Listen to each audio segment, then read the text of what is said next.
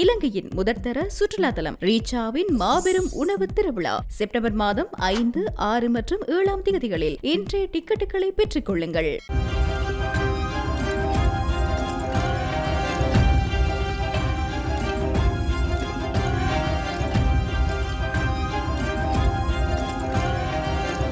வணக்கம். மீண்டும் மற்றொரு நிஜக்கண் நிகழ்ச்சியினூடாக சந்தித்திருக்கின்றோம். முன்னாள் ஜனாதிபதி மஹிந்த ராஜபக்ச தற்போது வசித்து வரும் கொழும்பில் உள்ள விஜயராம உத்தியோகபூர்வ இல்லத்தை குற்றப்புலனாய்வு துறையிடம் ஒப்படைத்து குறித்து அரசாங்கம் பரிசீலித்து வருவதாக தெரிவிக்கப்படுகின்றது. முன்னாள் ஜனாதிபதிகளின் உரிமைகளை நீக்குவதற்கான புதிய சட்டம் மூலம் சமீபத்தில் நாடாளுமன்றத்தில் சமர்ப்பிக்கப்பட்டு எதிர்காலத்தில் நிறைவேற்றப்பட்ட பிறகு இந்த வீட்டை குற்றப்புலனாய்வு துறையிடம் புதிய வசதிகளுடன் கூடிய பணியிடமாக ஒப்படைக்க அரசாங்கம் திட்டமிட்டுள்ளதாக தெரிவிக்கப்பட்டும் இருக்கின்றது.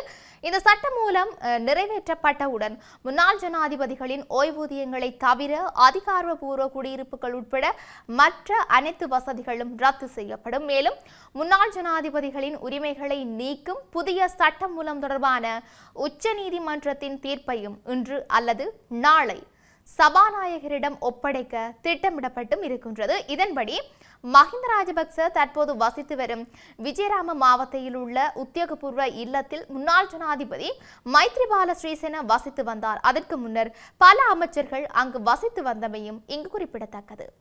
தொடர்ச்சியாக எதிர்வரும் செப்டம்பர் 24ஆம் தேதி ஜனாதிபதி அனுரகுமார திசாநாயக்க ஐநா பொதுச்சபையில் உரையாற்றுவார் என்று வெளியுறவுத்துறை அமைச்சர் விஜித ஹெரத் தெரிவித்திருக்கின்றார். மேலும் நல்லிணக்க பொறிமுறை மற்றும் யுத்தகால உரிமை மீறல்கள் தொடர்பில் ஐக்கிய நாடுகள் சபை குறிப்பிட்டுள்ள தவறுகளை நிவர்த்தி செய்ய அரசாங்கத்திற்கு அதிக காலமும் விட்டுக் கொடுப்பும் தேவை என்றும் அமைச்சர் விஜித ஹெரத் குறிப்பிட்டும் இருக்கின்றார். ஐநா மனித உரிமைகள் ஆணைக்குழுவின் 60வது அமர்வு செப்டம்பர் 8ஆம் தேதி ஆரம்பிக்கப்படவும் இருக்கின்றது. பிரித்தானியா உட்பட பல நாடுகளின் குழுமம் இம்முறை இலங்கை பிரச்சினை தொடர்பிலும் மேலும் ஒரு தீர்மானத்தை முன்வைக்கவும் இருக்கின்றன. அது குறித்து ஆரம்ப கலந்துரையாடல்கள் நடைபெற்றும் இருக்கின்றன. ஆனால் தீர்மானம் இன்னும் இறுதி செய்யப்படவில்லை என்று கூறப்பட்டும் இருக்கின்றது. இந்த நிலையில் மனித உரிமைகள் தொடர்பான உயர்ஸ்தானிகர் அலுவலகம் குறிப்பிட்டுள்ள தவறுகளை நிவர்த்தி செய்ய இலங்கைக்கு அதிக காலம் மற்றும் விட்டுக் கொடுப்பும் தேவை என்று அமைச்சர் தெரிவித்தும் இருக்கின்றார். அதனால் இலங்கைக்கு தனது கருத்துக்களை முன்வைக்க ராஜதந்திர சமூகத்தின் ஆதரவு தேவை என்றும் அவர் குறிப்பிட்டிருக்கின்றார். இலங்கைக்கு விஜயம் செய்த ஐநா மனித உரிமைகள் உயர்ஸ்தானிகர் வால்கர் டர்க் நடைபெறவுள்ள அமர்வில் தனது அறிக்கையை முன்வைப்பார் என்று எதிர்பார்க்கவும் படுகின்றது. இலங்கை தொடர்பான ஐநா மனித உரிமைகள் பேரவை தீர்மானங்களை கடந்த அரசாங்கம் ராஜதந்திர ரீதியாக தாக்கல் செய்தது. கடந்த ஆண்டு இந்த தீர்மானம் தாக்கல் செய்யப்பட்ட போது தற்போதைய அரசாங்கமும் அந்த தீர்மானத்தை நிராகரித்தது. கடந்த 11 மாதங்களில் அரசாங்கம் மேற்கொண்ட முன்னேற்றங்கள் குறித்து அமைச்சர் ராஜதந்திர சமூகத்திற்கும் விளக்கியிருக்கின்றார். கூட்டத்தில் கலந்து கொண்ட வெளியுறவு செயலாளர் அருணி ரணராஜ செப்டம்பர் 24ஆம் தேதி ஜனாதிபதி ஐநா பொதுச்சபையில் உரையாற்றுவார் என்றும் கூறியிருந்தார்.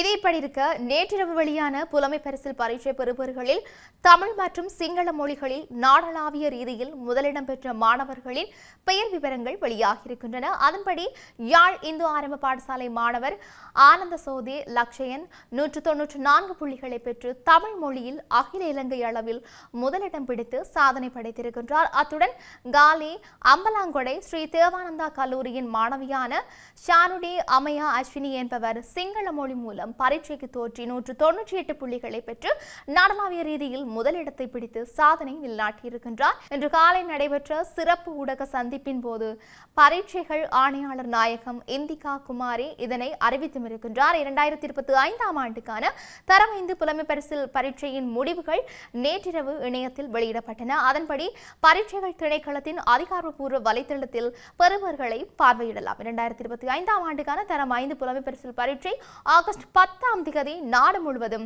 2787 நிலையங்களில் நடைபெற்ற நிலையில் பரீட்சார்த்திகள் பரீட்சைக்கு தோற்றியிருந்தார்கள். அத்துடன் இந்த ஆண்டு 901 விசேட தேவையுடைய மாணவர்கள் பரீட்சைக்கு தோற்றியதாகவும் இதில் 12 பேர் பிரெய்லி எழுத்து முறையை பயன்படுத்தியதாகவும் பரீட்சைகள் ஆணையாளர் நாயகம் சுட்டிக்காட்டியும் இருக்கின்றார்.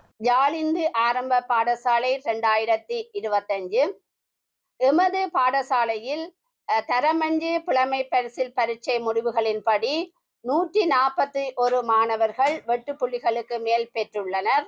அத்துடன் செல்வன் ஆனந்த சோதி லக்ஷயன் என்ற மாணவன் 194 புள்ளிகளுடன் அகில இலங்கை ரீதியில் தமிழ் மொழியில் 1ஆம் இடத்தை பெற்றுள்ளார்.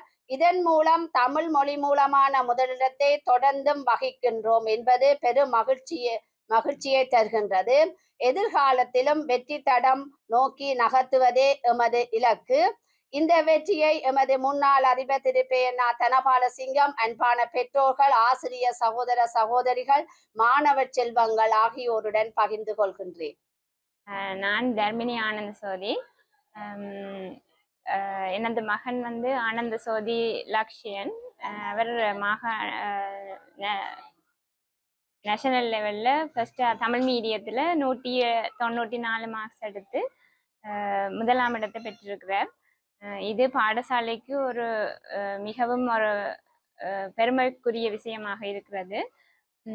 இங்கு உண்மையாகவே எல்லா ஆசிரியர்களும் முழு மனத்தோடு மிகவும் கவனமாக எல்லா மாணவர்களையும் அன்பாகவும் அரவணைத்து படிப்பிக்கிறார்கள். எனது மகன் ஸ்கூல் பாடசாலையில் படிப்பித்த பாடங்களை வைத்துத்தான் அதை விட ப்ரைவேட் ஒரு கிளாஸுக்கும் போனவர். அதை வைத்து பாடத்தை வடிவாக செய்தவர். அதை விட அவர் வேறு எந்த கிளாஸுக்கும் போனதும் இல்லை. அது எக்ஸ்ட்ரா கரிக்குலர் ஆக்டிவிட்டி, ஸ்போர்ட்ஸ், மற்றது மிருதங்கம் அதுகளையும் செய்கிறவர். எல்லா மாணவர்களும் நல்லாகத்தான் படித்தவர்கள். அவரவருடைய திறமையின் அடிப்படையில் அவர்களுக்குரிய மார்க்ஸ் வந்து கிடைத்தது. ஆனாலும் எல்லா மாணவர்களும் கெட்டிக்கார மாணவர்கள் தான். ஸ்காலர்ஷிப் என்பது ஒரு பாடசாலைக்கு போகுவதற்கான ஒரு அடிப்படையே தவிர ஒரு மாணவர்கள நாங்கள் ஃபோர்ஸ் பண்ணி ஸ்ட்ரெஸ் பண்ணி படிப்பிக்கிறதால எதுவும் இல்லை. இது ஒரு வாழ்க்கையின் ஒரு ஆரம்பமே தவிர இது ஒரு முடிவில்லை. வாழ்க்கையின் முடிவை தீர்மானிக்கிறது ஏஎல் தான். எனவே மாணவர்கள் வந்து எல்லோரும் இனி கவனமாக படித்து அவர்களுடைய இறுதி ஏஎல் டார்கெட் பண்ணி படித்தாலே போதுமானது. இயர் 5 பற்றி கவனிக்கவே தேவையில்லை. எத்தனையோ பேர் இயர் 5ல் பாஸ் பண்ணாத ஆட்கள் எல்லாருமே அவை பிறகு ஏ லெவலில் சாதித்திருக்கணும். எனவே எல்லா மாணவர்களும் நன்றாக படிக்க வேண்டும் என்று சொல்லி முடிக்கிறேன். மன்னார் நகர பகுதியில் நீண்ட நாட்களாக உரிய அனுமதியின்றி அசுத்தமாக இயங்கி வந்த உணவகம் ஒன்று நேற்றைய தினம் மன்னார் பொது சுகாதார வைத்திய அதிகாரிகள் பணிமனை சுகாதார உத்தியோகத்தர்களால் சுற்றி வளைக்கப்பட்டு சீல் வைக்கப்பட்டிருக்கின்றது. மன்னார் பள்ளிமுனை பிரதான வீதியில் அமைந்திருந்த குறித்த உணவகம் உரிய முறையில் பதிவு செய்யப்படாமல் அசுத்தமாக உணவுகள் தயாரிக்கப்பட்டு பொதுமக்களுக்கு விற்பனை செய்யப்பட்ட நிலையில் மன்னார் பொது சுகாதார வைத்திய அதிகாரியின் ஒத்துழைப்புடன் பொது சுகாதார உத்தியோகத்தர்களால் மேற்கொள்ளப்பட்ட சுற்றிவளைப்பின் போது அகற்றப்பட்டது. குறித்த உணவகத்தின் கழிவுநீர் வெளியேற்றப்படாமல் புழுக்கள் இலையான் உருவாகியும் அதே நேரம் ஆரோக்கியமற்ற விதமாக உணவுகள் தயாரிக்கப்பட்டிருந்தமையும் கையுறை தலையுறை பயன்படுத்தாமலும் அத்துடன் உணவுப் பொருட்கள் பாதுகாப்பற்ற முறையில் களஞ்சியப்படுத்தப்பட்டிருந்தமை கண்டறியப்பட்டதன் அடிப்படையில் குறித்த உணவகத்திற்கு சீல் வைக்கப்பட்டிருக்கின்றது. குறித்த உணவகத்தின் உரிமையாளர் மீது பல்வேறு பிரிவுகளில் மன்னார் நீதவான் நீதிமன்றத்தில் வழக்கு தாக்கல் செய்யப்பட உள்ளமையும் இங்கு குறிப்பிடத்தக்கது. இப்படி இருக்க நாட்டில் இன்னும் என்னெல்லாம் நடக்கப் போகின்றது என்று நாங்களும் பொறுத்திருந்து பார்க்கலாம். மீண்டும் மற்றொரு பதிவினூடாக சந்திக்கலாம். வணக்கம்.